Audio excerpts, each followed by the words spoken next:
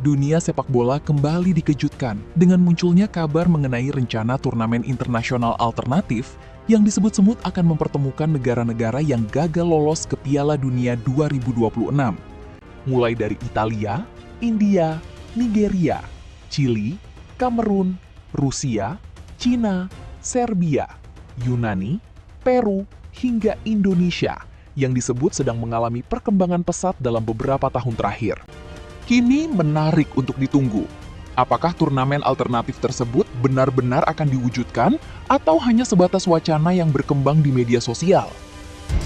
The next station is Indonesia. To Indonesia, coming from behind to score first goal for Indonesia national team. So easy. A Fortuna Sittard player now making his debut goal for Indonesia national team. Indonesia 2, Vietnam 0.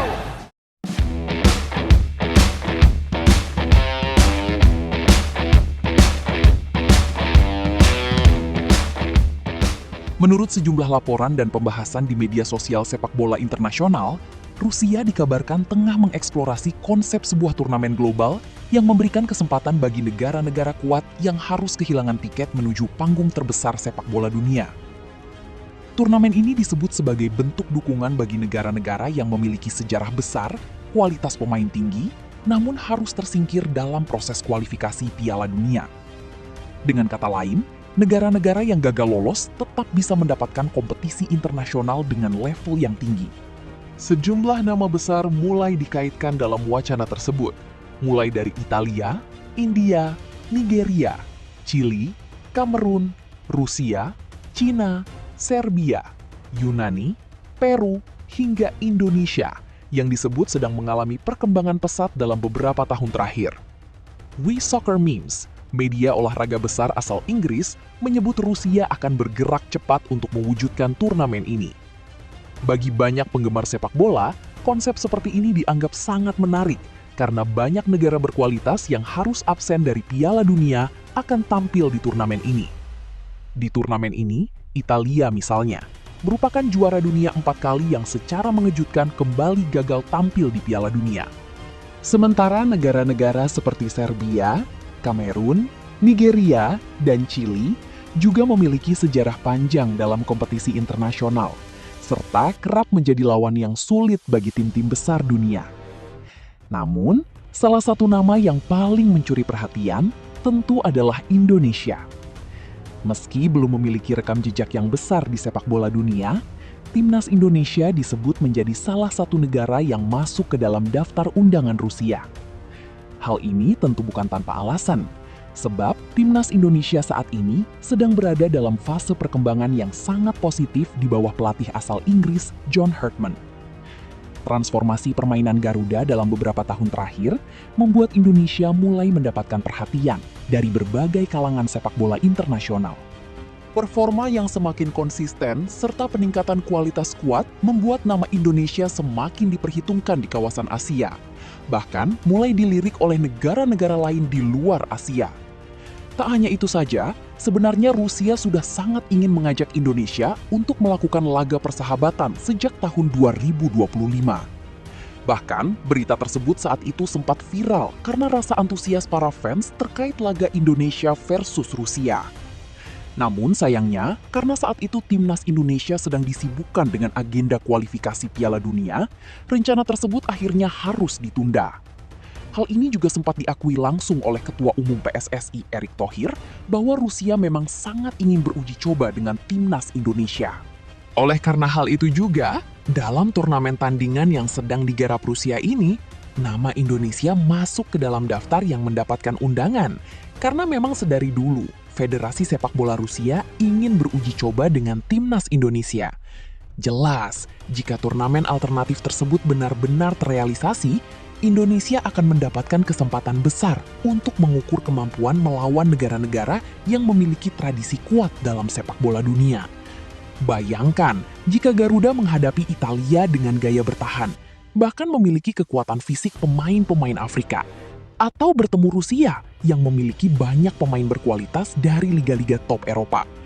Pertandingan seperti itu tentu akan menjadi ujian yang luar biasa bagi perkembangan sepak bola Indonesia. Media sepak bola Eropa seperti WeSoccer. Konsepnya dianggap bisa menjadi wadah bagi negara-negara yang gagal lolos ke Piala Dunia, agar tetap memiliki panggung kompetitif. Para analis menilai, sepak bola modern membutuhkan lebih banyak pertandingan berkualitas. Negara yang sedang berkembang seperti Indonesia membutuhkan lawan-lawan besar untuk mempercepat proses peningkatan kualitas. Sementara negara-negara besar yang gagal lolos ke Piala Dunia juga membutuhkan kompetisi agar para pemain mereka tetap berada dalam atmosfer pertandingan internasional. Namun di sisi lain, muncul sebuah narasi atau candaan kecil mengenai negara tetangga Indonesia, yakni Malaysia, tidak mendapatkan undangan dari Rusia. Dalam hal ini, memang Rusia disebut lebih tertarik mengajak negara-negara yang sedang mengalami perkembangan dan mendapatkan perhatian di level internasional. Maka dari itulah, Malaysia tidak masuk ke dalam daftar yang ramai diperbincangkan. Ditambah lagi, Federasi Sepak Bola Malaysia saat ini sedang dibuat pusing dengan berbagai sanksi FIFA yang menimpa federasinya akibat kasus naturalisasi palsu yang dilakukan Federasi Sepak Bola Malaysia. Bahkan, saking kacaunya situasi yang terjadi, Malaysia juga tidak mengagendakan laga FIFA Matchday pada bulan Juni ini karena masih dipusingkan dengan skandal naturalisasi palsunya. Maka dari itulah, Rusia sama sekali tidak melirik Malaysia dalam turnamen tandingan yang nantinya akan disebut akan melibatkan timnas Indonesia itu. Kini menarik untuk ditunggu. Apakah turnamen alternatif tersebut benar-benar akan diwujudkan atau hanya sebatas wacana yang berkembang di media sosial? Yang jelas, apabila kompetisi itu benar-benar terlaksana, Indonesia berpeluang mendapatkan pengalaman berharga dengan menghadapi sejumlah negara kuat yang selama ini jarang menjadi lawan timnas Garuda di level internasional. Sementara itu, pelatih timnas Indonesia, John Herdman, menegaskan ambisinya untuk membawa anak asuhnya terus mempertahankan tren kemenangan dalam laga-laga internasional ke depan.